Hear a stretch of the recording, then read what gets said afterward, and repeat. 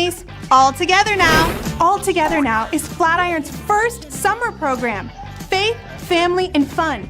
Intentionally created with you and your family in mind. It's available in July.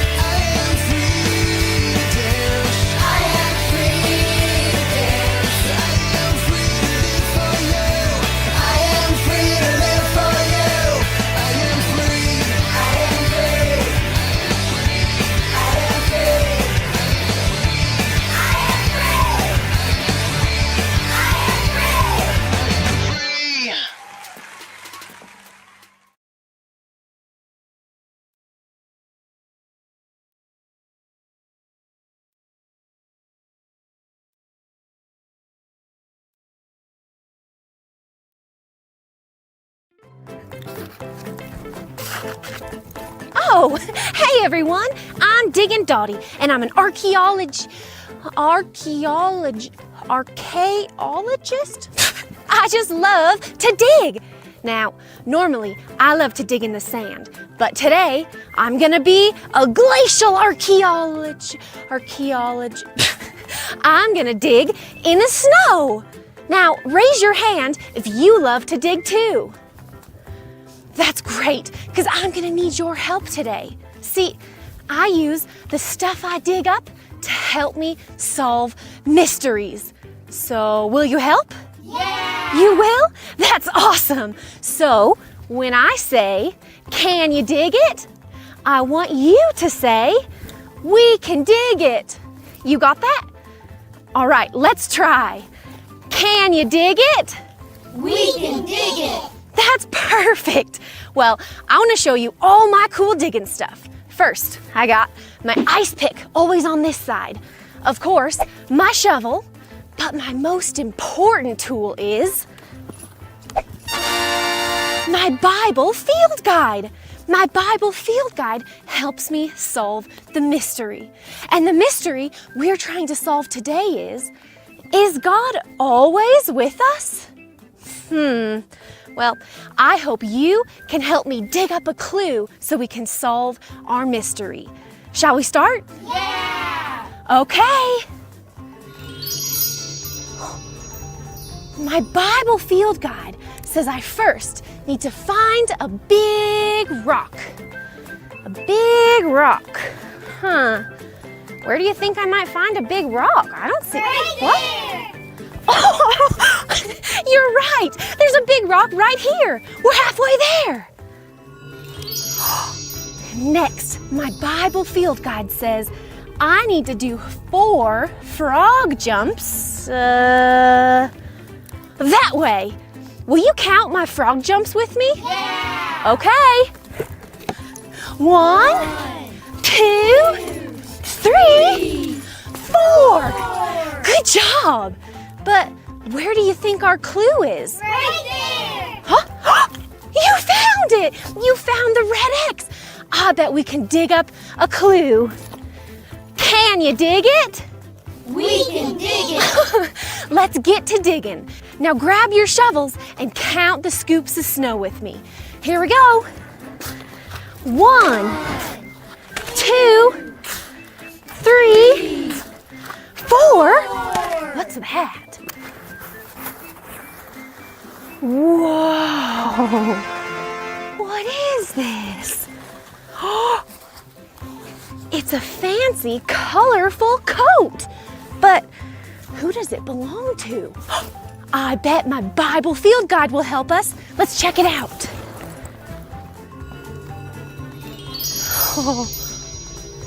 A gift from a father for a son whom he loved, but jealous brothers ripped and shoved. Whoa, there's gotta be more to that story. I bet this coat clue can help us. Shall we figure it out? Yeah! All right. Coat clue, show me what you can do.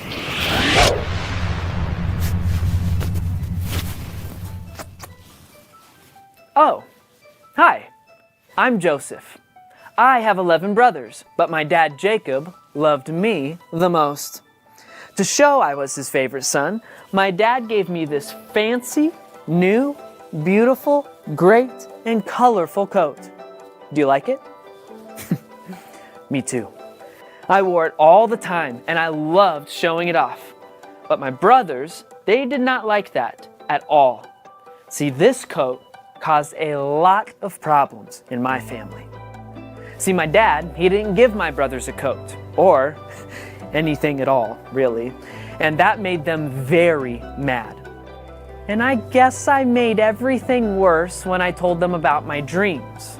See, in my dreams, I was in charge of all my brothers.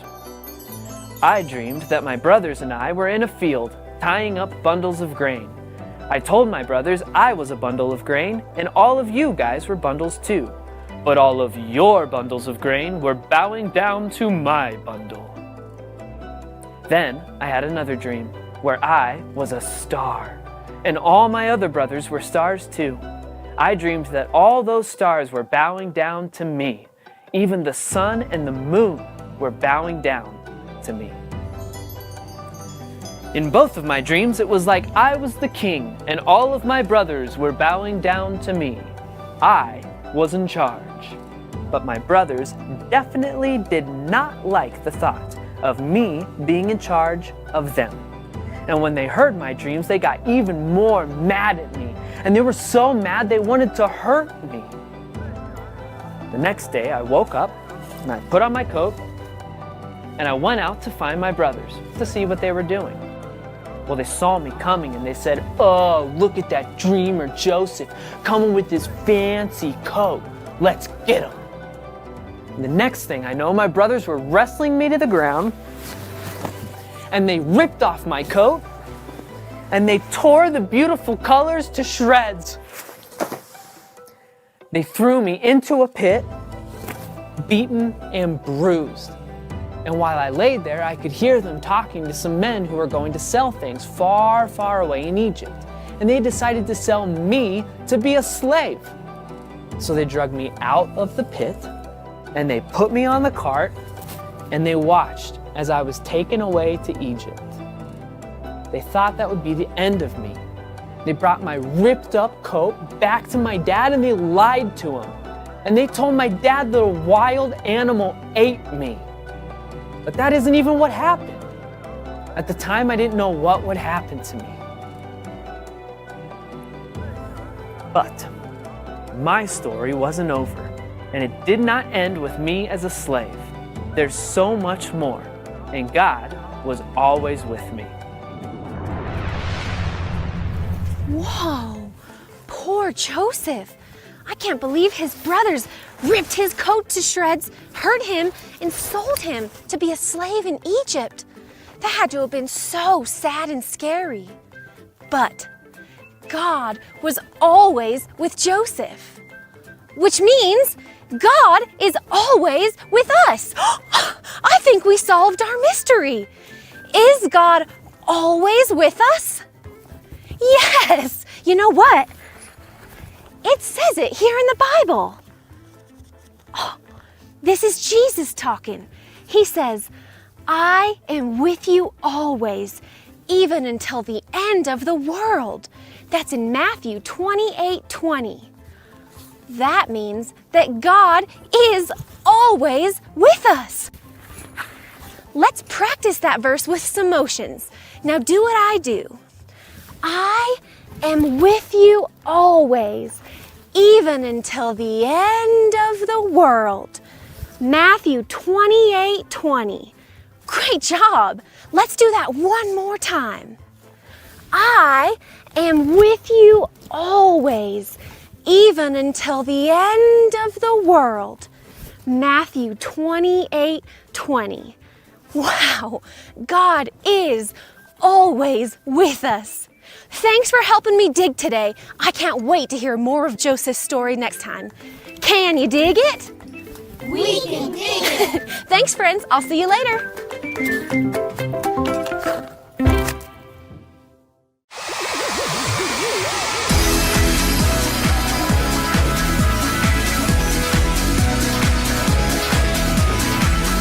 He's the one who makes the sun shine. He's the one who puts the moon in the sky. He's the one who hung the stars one by one.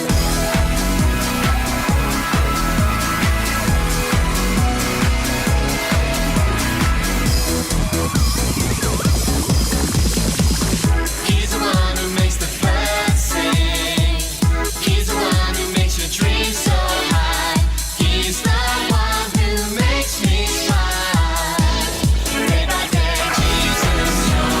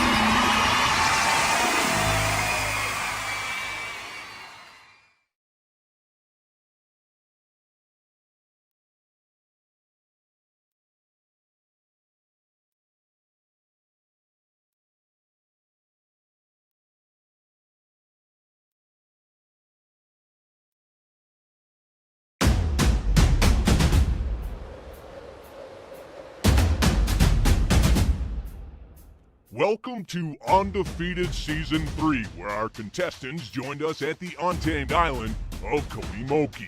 I'm Phil, and this here is Jerry. We are your hosts. Yes, thank you for joining in to watch some of the world's fiercest competitors to find out who will earn the title of Undefeated. Meet Jane, a professor of adventure at Oxford. She completed her undergrad at Harvard and throughout the process summited Everest, Kilimanjaro, K2, and Denali. She can dig her way out of an avalanche, but on Konimoki will she be undefeated. And this is Waldo, a travel blogger with 3 Pulitzer Prizes, and also known for his stealth and sneakiness around the world. When people do find him, they are always asking for his advice on traveling to any of the 143 countries he has been to. He sneaks around the world, but on Konimoki, will he be undefeated? Next up, Lizzie.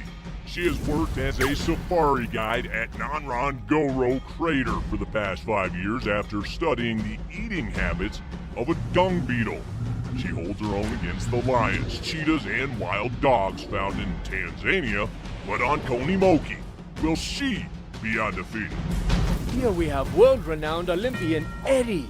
As many of you know, he has won 3 gold medals for speed walking and even a silver in bobsledding at the last Winter Olympics. You may also have heard about his autobiography, I have 3 gold medals, what do you have?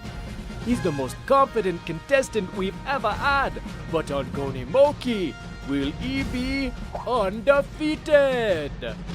Last but certainly not least is Belinda. She's a mother of 5 from the wild Amazon rainforest, where she and her husband have been raising their children to live off the land. She has competed and won several Amazonian warrior races, but again on Konimoki, will she be undefeated? Now that you have met our contestants, it is time for our first challenge, Aqua Spy. Each contestant will dive into the water and swim to the ball of their color. Attached to the ball are pieces to a puzzle that once they have put together will tell them the instructions for the next step in the challenge. Are you ready, competitors? Wait a minute, Jerry. Where's Waldo? Waldo, challenge starting. Might want to get back here. When you hear the undefeated gong, you may begin. Ready, set.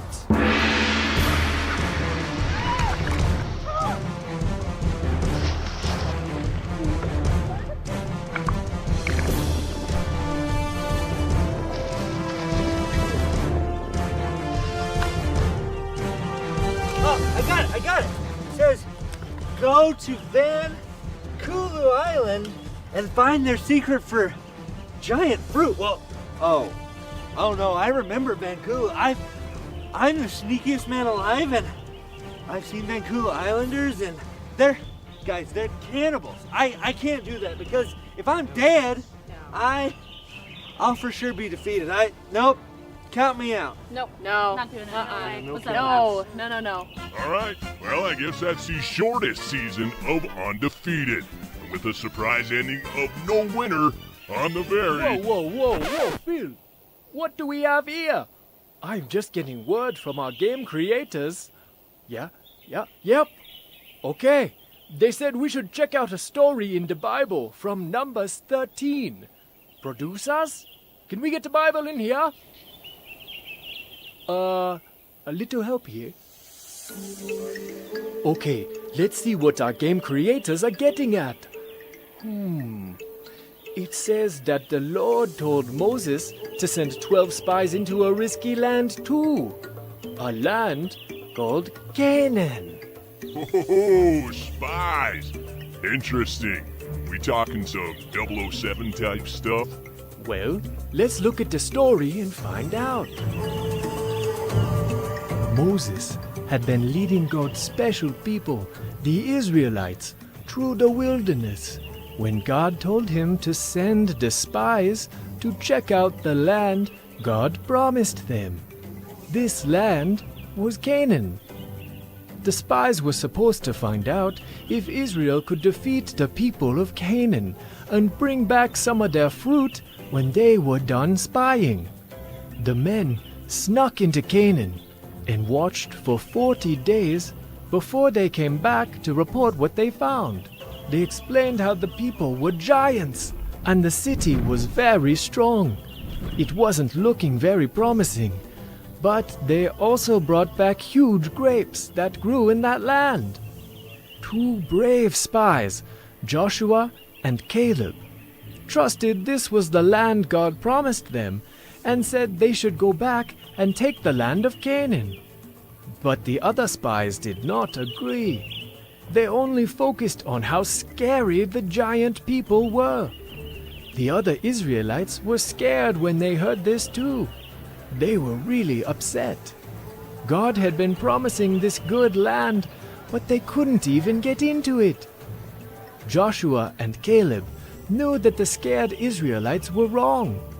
They knew God was with them, and He was so powerful they didn't have to worry about being defeated. They knew and believed what is written in Psalm 147, verse 5. Great is our Lord, and mighty in power. Joshua and Caleb knew how powerful God was, and they trusted Him. They didn't have the courage to go in and defeat the giants all by themselves, but they knew with God's power they would be fine, because God is never defeated. You could even say that God is undefeated. Yeah, you're right, Phil. But we still need to finish the challenge. Producers, bring out the Coney Moki Truth Booth. The game creator's question to remain undefeated is this: who is mighty and powerful? You must write the correct answer down, or you will be defeated. Contestants, reveal your answers.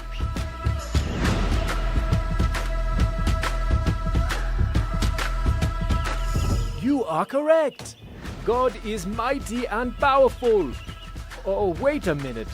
Look at Jane's. I am sorry, Jane. That is incorrect. The giants were not the mighty and powerful ones in this story. Your time on Undefeated has come to an end. Please say goodbye to your fellow competitors. What? This is ridiculous! I'm the professor of adventure. I'm supposed to tell the stories. Yeah. You guys are supposed to listen to me. This is a bogus competition. Cannibals? What's that about? Ugh. All right, that's all we have for you today. Competitors, make your way back to the shelter, and we will see you at the next challenge. Tune in next time as we continue our quest to find out who will claim the title of Undefeated.